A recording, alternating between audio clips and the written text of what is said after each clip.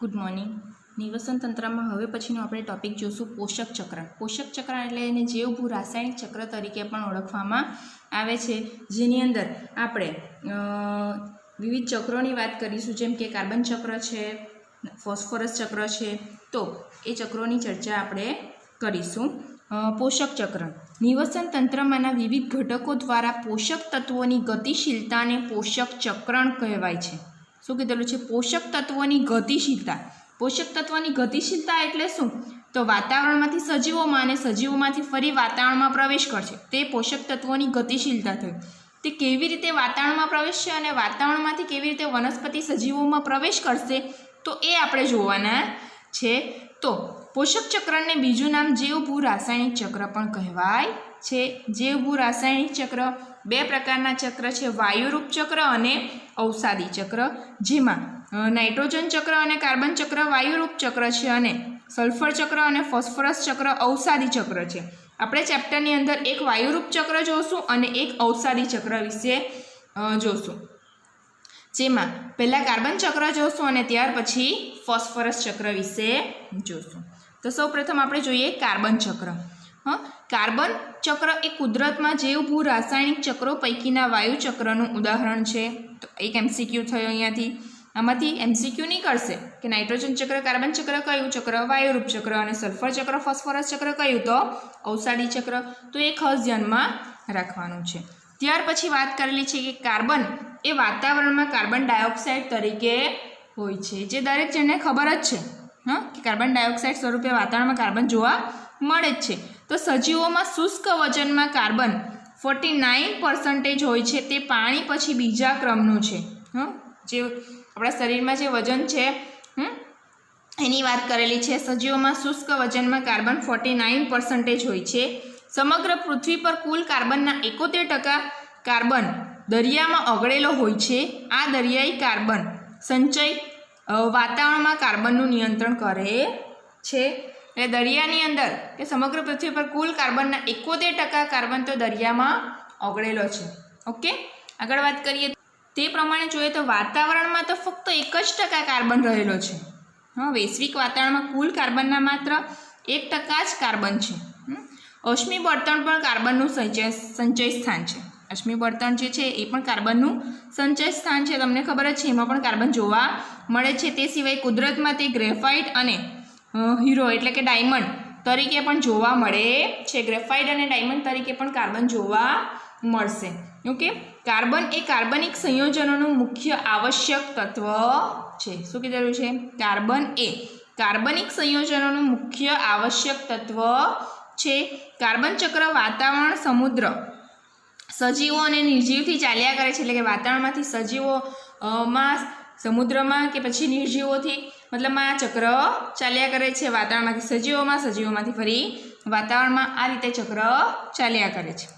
એક અંદાજ મુજબ વાર્ષિક 4 × 10⁻13 kg CO2નું સ્થાપન જીવાવરણમાં પ્રકાશ સંશ્લેષણથી થાય છે. ખાસ અંડરલાઇન કરજો, ધ્યાનમાં પણ રાખજો. તમે પણ ફરી એકવાર ટેક્સમાંથી જોઈએ ત્યારે અંડરલાઇન ટેક્સમાં કરાવું છું તમને લોકોને, પણ ઇમ્પોર્ટન્ટ છે આ એમસીક્યુ માટે અગત્યનું, કે એક અંદાજ મુજબ વાર્ષિક 4 × 10⁻13 kg CO2નું સ્થાપન જીવાવરણમાં પ્રકાશ સંશ્લેષણથી થાય છે. એટલે પ્રકાશ સંશ્લેષણથી CO2નું, કાર્બન ડાયોક્સાઇડનું સ્થાપન થાય છે.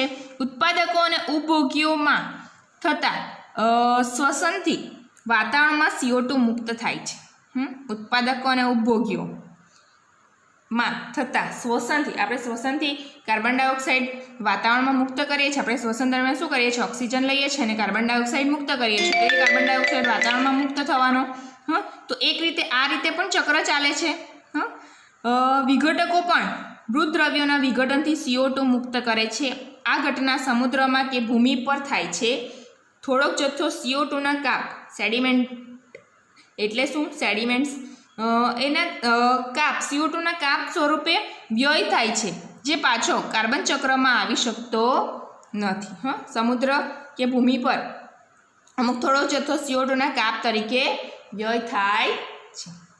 અશ્મિ બળતણ વનસ્પતિમાં આગ લાગવાથી, લાકડા બાળવાથી, સહકાર્બનિક ઘટકોના દહનથી, જ્વાળામુખી પ્રક્રિયાઓથી વાતાવરણમાં CO2 ઉમેરાય છે. જોયું વાતાવરણમાં CO2 કેવી રીતે ઉમેરાય છે. બીજું અશ્મિ બળતણથી, વનમાં આગ લાગે તો તેના દ્વારા દહનથી પણ, લાકડાના બળવાથી, તો આ બધાના કારણે પણ CO2 વાતાવરણમાં ઉમેરાય છે. વન કટાઈ અને અશ્મિ બળતણમાં ખૂબ વધુ દહનથી વાતાવરણમાં CO2 ઉમેરાવાનો દર માનવ દ્વારા ખૂબ વધ્યો છે. વન કટાઈ અને અશ્મિ બળતણમાં ખૂબ વધુ દહનથી વાતાવરણમાં CO2 નો ઉમેરો જે છે ખૂબ વધ્યો છે. આ રીતે સજીવો દ્વારા કાર્બન ડાયોક્સાઇડમાંના કાર્બનના વારંવાર ઉપયોગથી વિશાળ એવું કુદરતનું કાર્બન ચક્ર ચાલ્યા કરે છે. વનસ્પતિમાં જે પ્રકાશ સંશ્લેષણની ક્રિયા થાય છે તો તે દરમિયાન વનસ્પતિની અંદર શું થાય છે, CO2 પ્રવેશ કરશે, O2 મુક્ત કરશે, તો પાછું વનસ્પતિ શ્વસન કરશે તો તે દરમિયાન CO2 મુક્ત કરે છે, ઓક્સિજન લે છે. તો એ રીતે પણ વાતાવરણમાં ચક્ર ચાલ્યા કરે છે. મનુષ્ય દ્વારા દહન, લાકડાના દહનથી કે પછી અશ્મિ બળતણ, વનમાં આગ લાગવાથી વગેરેના કારણે જ્વાળામુખીની પ્રક્રિયાઓથી પણ વાતાવરણમાં CO2 ઉમેરાય છે. ફરી એક વખત આપણે આ ટેક્સ્ટમાં જોઈએ, રીડ કરીએ. પહેલાં ચાર્ટ જોઈ લઈએ એક વખત. શું કીધેલું છે કે શ્વસન અને વિઘટન દર્શાવ્યું છે. વિઘટન થાય છે ત્યારે વાતાવરણમાં પ્રવેશ કરે છે CO2. તે સિવાય અહીંયા જલસન ચક્રની અંદર ચર્ચા કરે છે. જલીય નિવસન તંત્રની અંદર કેવી રીતે કાર્બન ચક્ર ચાલે છે અને આ સ્થળ જ નિવસન તંત્રની અંદર કેવી રીતે ચાલે છે તેની વાત કરે છે. વાતાવરણમાં CO2 કેવી રીતે વાતાવરણમાં CO2 પ્રવેશે છે, તો જંગલો અને ઈંધણ તથા કાર્બનિક કાટમાળ સળગાવતા, વાહનો, વીજળી અને ઉર્જા માટે અશ્મિ બળતણનું દહન, તો આ બધાના કારણે વાતાવરણમાં CO2 પ્રવેશે છે. તો એ CO2 પ્રકાશ સંશ્લેષણ દ્વારા વનસ્પતિમાં પ્રવેશે છે. જોયું, પ્રકાશ સંશ્લેષણ દ્વારા વનસ્પતિમાં પ્રવેશે છે. વનસ્પતિનો ખોરાક તરીકે ઉપયોગ કરે છે કોણ? પ્રાણીઓ. અને એ પ્રાણીઓના મૃતદેહમાંથી ફરીથી પાછું વાતાવરણમાં પ્રવેશે. તો આ રીતે ચક્ર ચાલ્યા કરે છે. તે જ રીતના જલીય નિવસન તંત્રની વાત. ઓકે, તો આ રીતે પણ ચક્ર ચાલ્યા કરે છે. બરાબર છે. તો જોઈએ ફરી એક વખત. તમે આગળના ધોરણમાં શીખ્યા સજીવોને વૃદ્ધિ, પ્રજનન તથા વિવિધ દેહધર્મી ક્રિયાઓનું નિયમન કરવા માટે સતત પોષકોના પુરવઠાની આવશ્યકતા હોય છે. ભૂમિમાં હાજર કાર્બન, નાઇટ્રોજન, ફોસ્ફરસ, કેલ્શિયમ વગેરે જેવા પોષકોની માત્રાને ઉપલબ્ધ સ્થિતિ અવસ્થા તરીકે ઉલ્લેખવામાં આવે છે, જે જુદા જુદા પ્રકારના નિવસન તંત્રમાં જુદી જુદી હોય છે અને ઋતુ પર પણ આધારિત હોય છે. આ બધી પ્રસ્તાવના છે, આ એટલી બધી ઇમ્પોર્ટન્ટ નથી, પણ આ પેરેગ્રાફ MCQ માટે જરૂરી છે. અને ત્યાર પછી કાર્બન ચક્ર કે ફોસ્ફરસ ચક્ર બેમાંથી કોઈ એક ચક્ર કોઈક વખત પૂછાય છે, તો એ ખાસ ધ્યાનમાં રાખવાની જરૂર છે. આગળ વાત કરીએ તો પોષકો કે જેઓ નિવસન તંત્રમાંથી ક્યારેય સંપૂર્ણપણે દૂર થતા નથી, પરંતુ તેઓ વારંવાર પુનઃચક્રણ પામે છે તથા આ પુનઃચક્રણ અનંતકાળ સુધી ચાલ્યા કરે છે. નિવસન તંત્રના વિવિધ ઘટકો દ્વારા પોષક તત્વોની ગતિશીલતાને પોષક ચક્રણ કીધું છે. જોયું શું કીધેલું છે? વ્યાખ્યા ખાસ ધ્યાનમાં રાખવાની છે. નિવસન તંત્રમાં વિવિધ ઘટકો દ્વારા પોષક તત્વોની ગતિશીલતાને પોષક ચક્રણ કહેવાય. અને એનું બીજું નામ જૈવ ભૂ રાસાયણિક ચક્ર. એને અહીં સમજૂતી આપેલી છે કે જૈવ, બાયો, સજીવ, જીવન, લિવિંગ ઓર્ગેનિઝમ, ભૂજીઓ, આ બાયો જીઓકેમિકલ સાયકલ. તો તેને સમજૂતી આપેલી છે કેવી રીતે તે. પર્વતો, હવા, પાણી, રોક્સ, એર, વોટર, તો એ બાયોજીઓકેમિકલ સાયકલ એટલે કે જૈવ ભૂ રાસાયણિક ચક્ર તો કેવી રીતે સમજૂતી આપેલી છે તેની. આ પોષક ચક્રો બે પ્રકારના હોય છે, વાયુરૂપ, ઔષાદી. વાયુરૂપમાં નાઇટ્રોજન, કાર્બન, અને ઔષાદીની અંદર શું કીધેલું છે તો સલ્ફર અને ફોસ્ફરસ.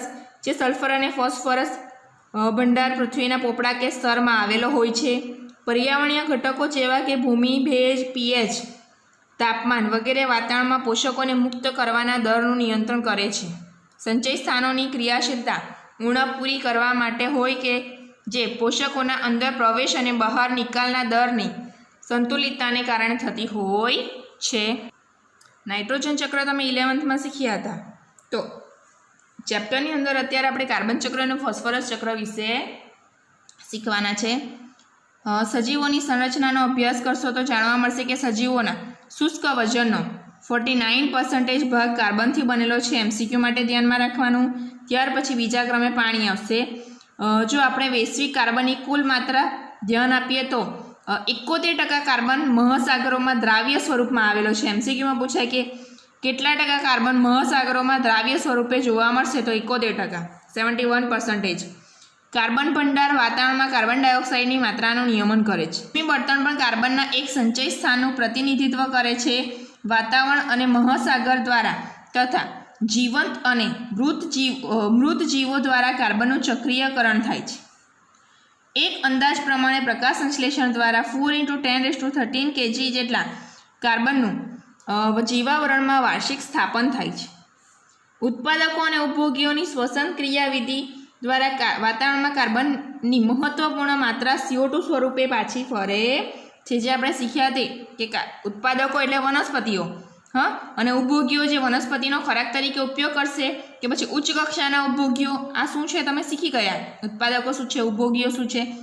તો તેના દ્વારા શ્વસનની ક્રિયામાં વાતાવરણમાંના કાર્બન ડાયોક્સાઇડ વાતાવરણમાં મુક્ત થશે, CO2, કારણ કે શ્વસન દરમિયાન ઓક્સિજન લેવાય છે. તો જમીન કે મહાસાગરના નકામા પદાર્થો અને મૃત કાર્બનિક દ્રવ્યોની તેમની વિઘટન પ્રક્રિયા દ્વારા CO2નો સેતુ જાળવી રાખવા વિઘટકો પણ વાસ્તવિક રીતે સહભાગી બને છે.